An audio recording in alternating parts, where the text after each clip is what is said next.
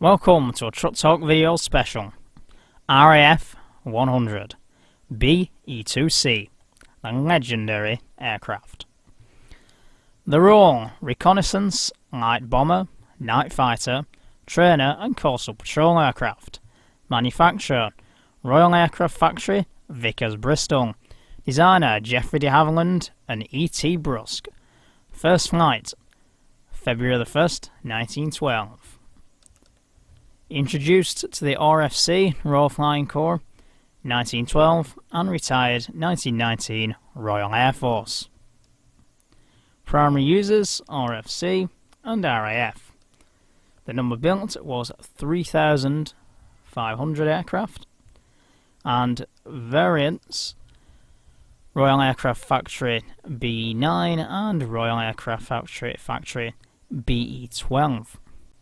In other variations include BE1, BE2, BE2A, BE2B, of course the BE2C, BE2D, and BE2E.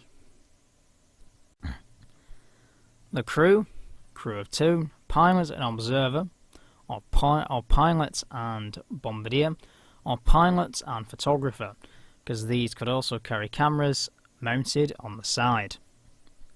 Wingspan 37 feet, height 11 feet, 1.5 inches, wing area 371 feet, empty weight 1,370 pounds, and loaded weight 2,350 pounds.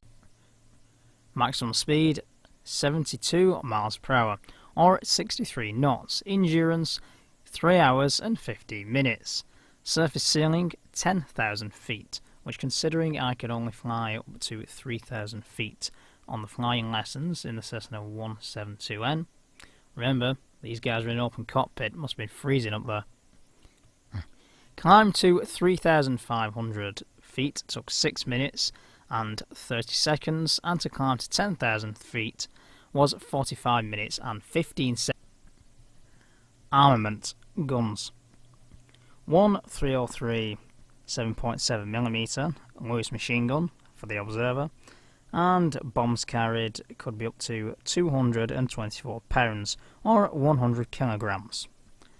But with a full bomb load, usually it was a single-seater with no observer. And the world's first aircraft to be used as a bomber was the Albatross F2, 5 days into the First Balkans War, on October the 12th, 1912. And the first person to shoot down an airship over mainland Britain was, of course, Lieutenant William Leaf Robinson on the night of September the 2nd and 3rd, 1916. He won the Victoria Cross and got £3,500 worth in, of course, cash prizes.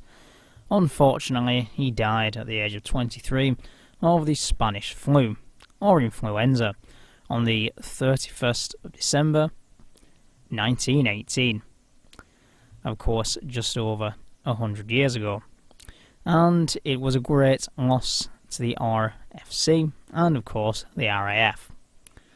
So there is still a lot of memorabilia to have, including games for the younger viewers, paintings for the older generation, models for my generation, and of course they appear in books and magazines, the oldest of which is the one that I've got from late 1915. I won that off eBay just a few weeks ago. I believe we have one at the Shuttleworth collection, which is at Old Warden Airfield in Bedfordshire. As far as I can tell, that is a replica, unfortunately. There is no original ones flying. Possibly at museums, but definitely not in a worthy condition. So, of course, right now I'm speaking at 12:55 AM, the 1st of April, so it is 101 years of the Royal Air Force. Ta-da!